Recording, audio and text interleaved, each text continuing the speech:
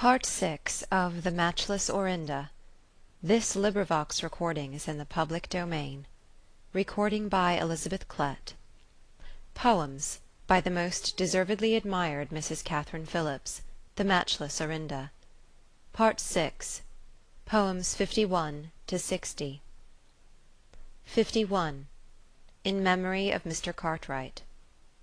Stay, Prince of Fancy, stay, we are not fit to welcome or admire thy raptures yet. Such horrid ignorance benights the times, that wit and honour are become our crimes. But when those happy powers which guard thy dust to us and to thy memory shall be just, and by a flame from thy blest genius lent, rescue us from our dull imprisonment, unsequester our fancies, and create a worth that may upon thy glories wait. We then shall understand thee, and descry the splendour of restored poetry. Till then let no bold hand profane thy shrine, 'tis high wit treason to debase thy coin. 52. Mr. Francis Finch, the excellent Palamon. This is confessed presumption. For had I all that rich stock of ingenuity which I could wish for this, yet would it be Palamon's blot, a pious injury.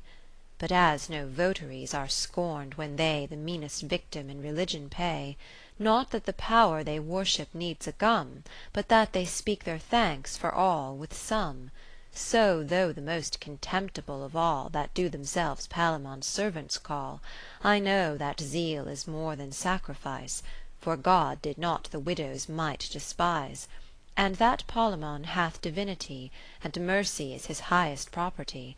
He that doth such transcendent merit own, must have imperfect offerings or none.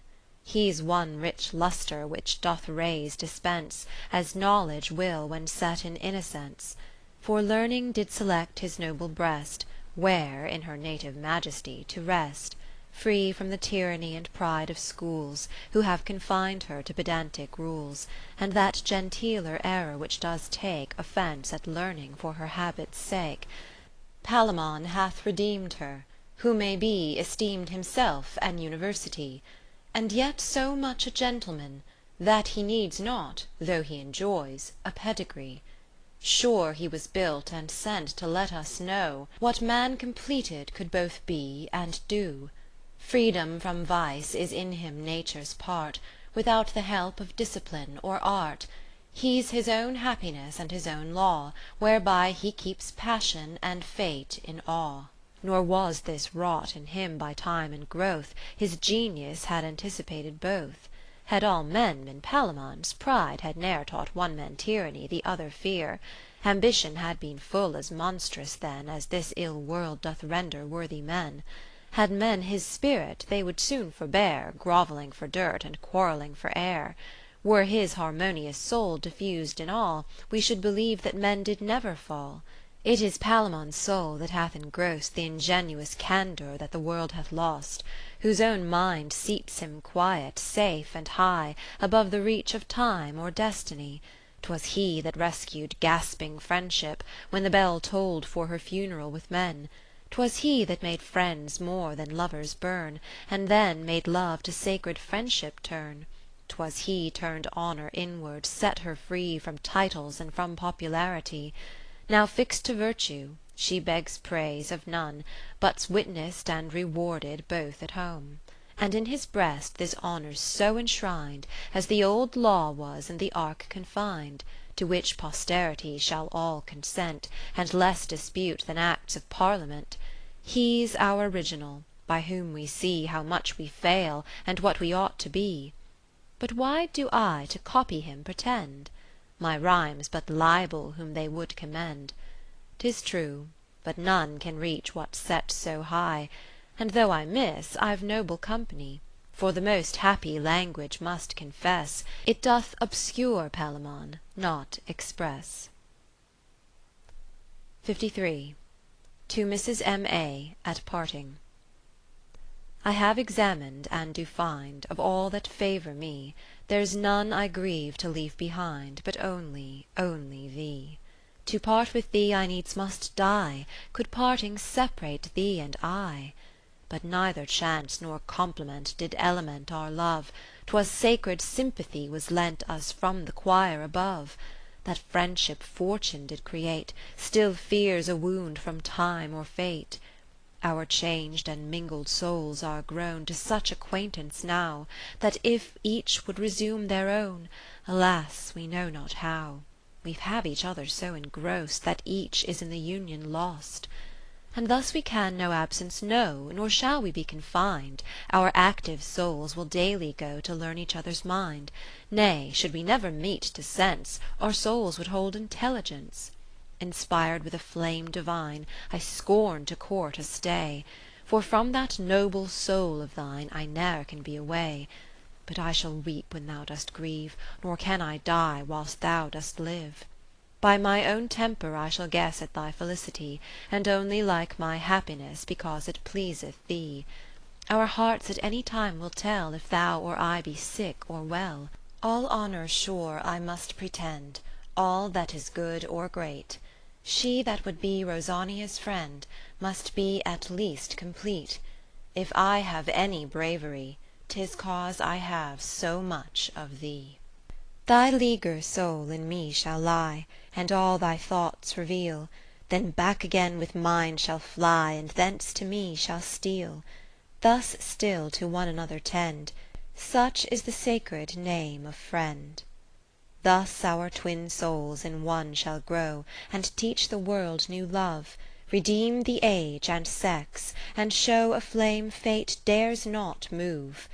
And courting death to be our friend, our lives together too shall end. A dew shall dwell upon our tomb of such a quality, That fighting armies thither come shall reconciled be. We'll ask no epitaph, but say, Orinda and Rosania. 54. To my dearest Antenor, on his parting. Though it be just to grieve when I must part With him that is the guardian of my heart, Yet by a happy change the loss of mine Is with advantage paid in having thine.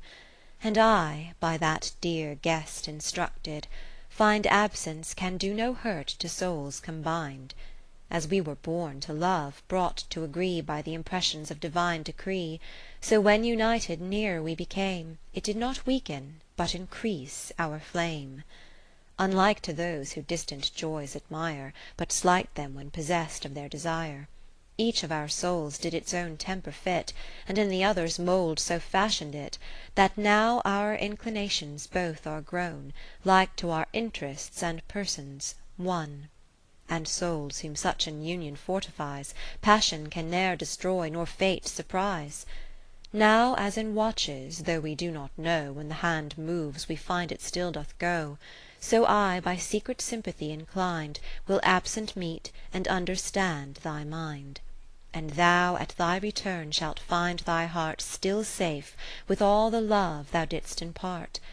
For though that treasure I have ne'er deserved, It shall with strong religion be preserved. And besides this thou shalt in me survey Thyself reflected while thou art away. For what some forward arts do undertake, The images of absent friends to make, And represent their actions in a glass, Friendship itself can only bring to pass That magic which both fate and time beguiles, And in a moment runs 1,000 miles. So in my breast thy picture drawn shall be, My guide, life, object, friend, and destiny. And none shall know, though they employ their wit, Which is the right Antenor, thou or it. 55. Engraven on Mr. John Collier's tombstone at Bedlington. Here what remains of him doth lie, Who was the world's epitome, Religion's darling, merchant's glory, Men's true delight, and virtue's story. Who, though a prisoner to the grave, A glorious freedom once shall have, Till when no monument is fit, But what's beyond our love and wit. 56. On the little Regina Collier, on the same tombstone.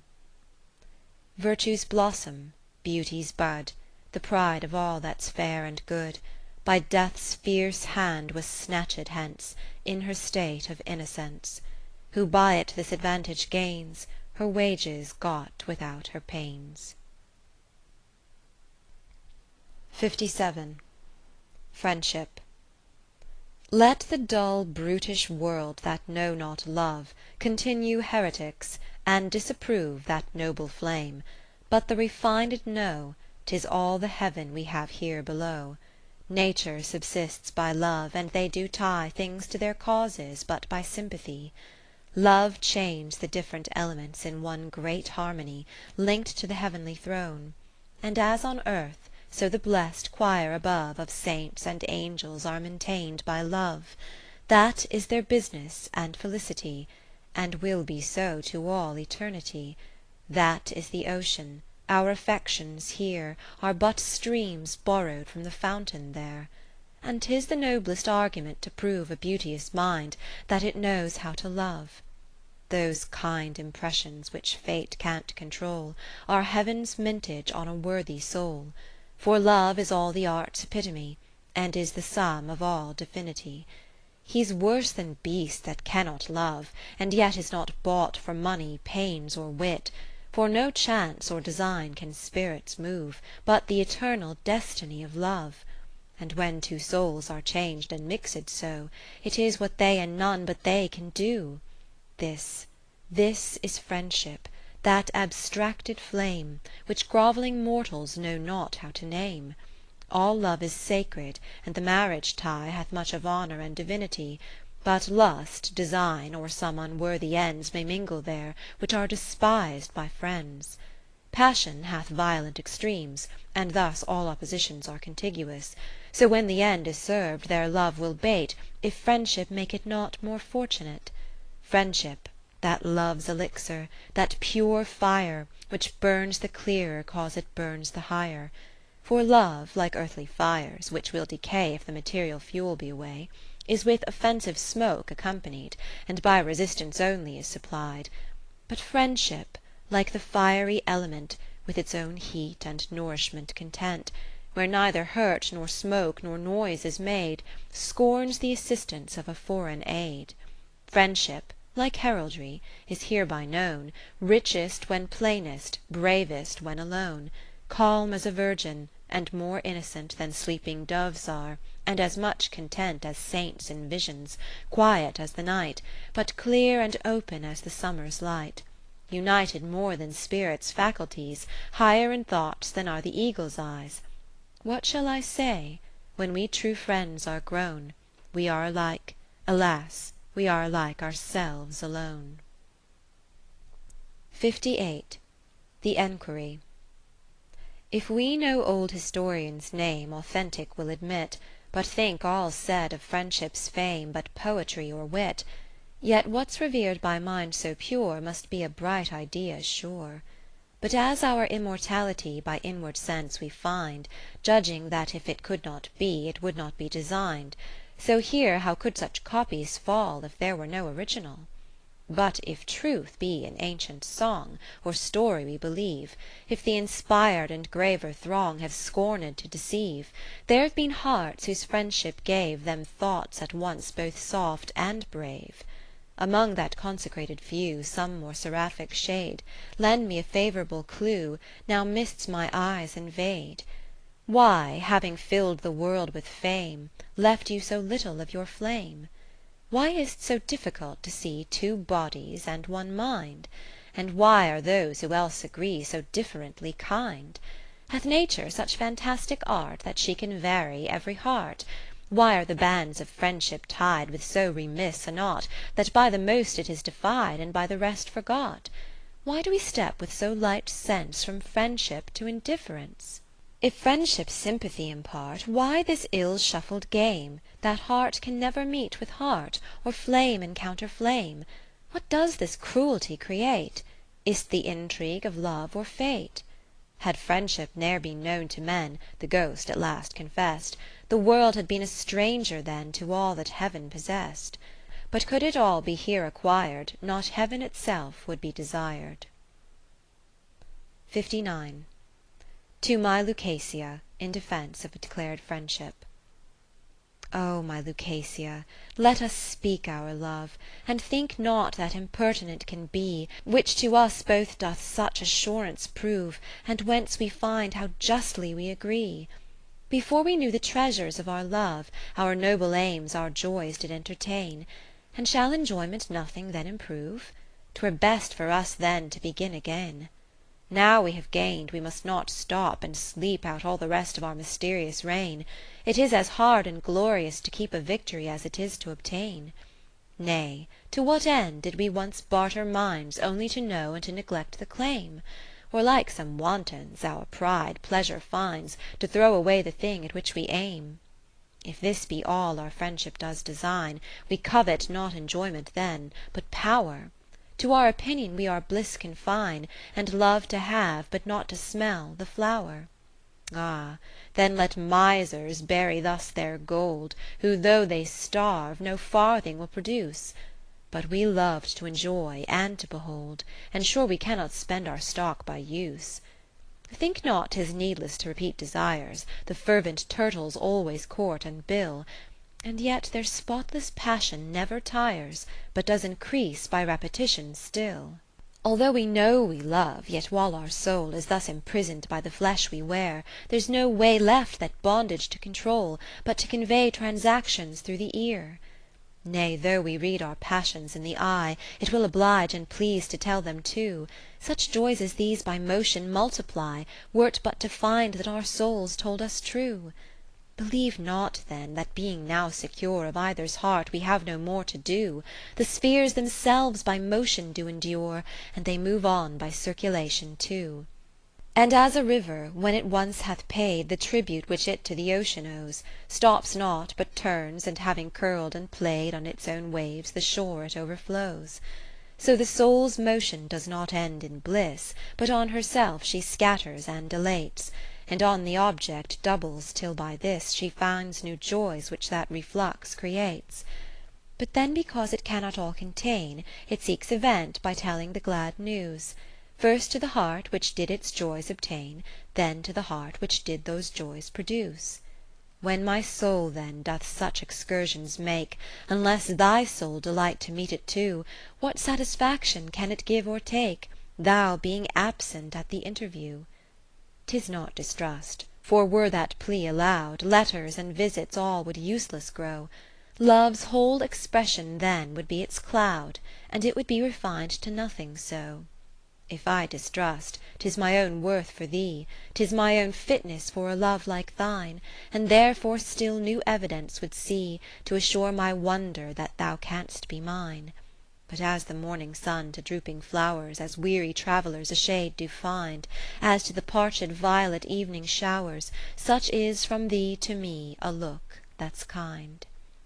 But when that look is dressed in words, 'tis like the mystic power of music's unison, which when the finger doth one viol strike, the other's string heaves to reflection.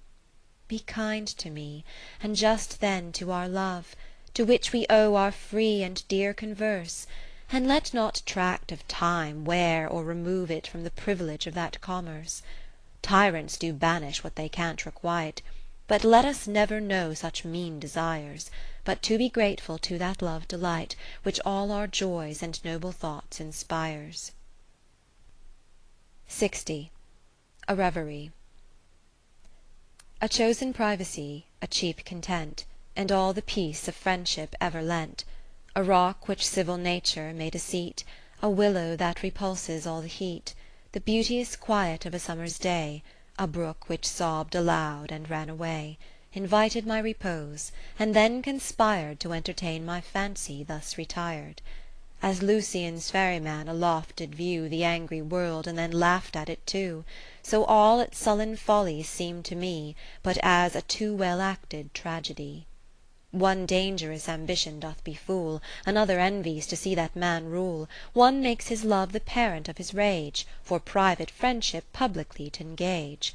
And some for conscience, some for honour die, and some are meanly killed, they know not why. More different than men's faces are their ends, whom yet one common ruin can make friends. Death, dust, and darkness they have only one, and hastily unto their periods run. Death is a leveller, beauty, and kings, and conquerors, and all those glorious things are tumbled to their graves in one rude heap, like common dust, as quiet and as cheap. At greater changes who would wonder then, since kingdoms have their fates as well as men? They must fall sick and die, nothing can be in this world certain, but uncertainty. Since power and greatness are such slippery things, who'd pity cottages or envy kings? Now least of all, when weary of deceit, the world no longer flatters with the great, though such confusions here below we find, as Providence were wanton with mankind. Yet in this chaos some things do send forth, like jewels in the dark, a native worth. He that derives his high nobility not from the mention of a pedigree, who thinks it not his praise that others know his ancestors were gallant long ago, who scorns to boast the glories of his blood, and thinks he can't be great that is not good, who knows the world and what we pleasure call, yet cannot sell one conscience for them all, who hates to hoard that gold with an excuse, for which he can find out a nobler use, who dares not keep that life that he can spend to serve his God, his country, and his friend, who flattery and falsehood doth so hate he would not bury 10 lives at such a rate, whose soul than diamonds more rich and clear, naked and open as his face doth wear, who dares be good alone in such a time, when virtue's held and punished as a crime, who thinks dark crooked plots a mean defence, and is both safe and wise in innocence, who dares both fight and die, but dares not fear, whose only doubt is if his cause be clear, whose courage and his justice equal worn can dangers grapple, overcome and scorn, yet not insult upon a conquered foe, but can forgive him and oblige him too, whose friendship is congenial with his soul, who where he gives a heart bestows it whole, whose other ties and titles here do end, or buried or completed in the friend, who ne'er resumes the soul he once did give, while his friend's honesty and honour live, and if his friend's content could cost the price, would count himself a happy sacrifice, whose happy days no pride infects, nor can his other titles make him slight the man, no dark ambitious thoughts do cloud his brow, nor restless cares when to be great, and how, who scorns to envy wealth where'er it be, but pities such a golden slavery, with no mean fawnings can the people court, nor wholly slight a popular report, whose house no orphan groans do shake or blast, nor any riot help to serve his taste, who from the top of his prosperities can take a fall, and yet without surprise, who with the same august and even state can entertain the best and worst of fate, whose suffering's sweet, if honour once adorn it, who slights revenge, yet does not fear, but scorn it, whose happiness in every fortune lives, for that no fortune either takes or gives, who no unhandsome ways can bribe his fate, nay, out of prison marches through the gate, who losing all his titles and his pelf, nay, all the world can never lose himself, this person shines indeed, and he that can be virtuous is the great immortal man. End of Part 6.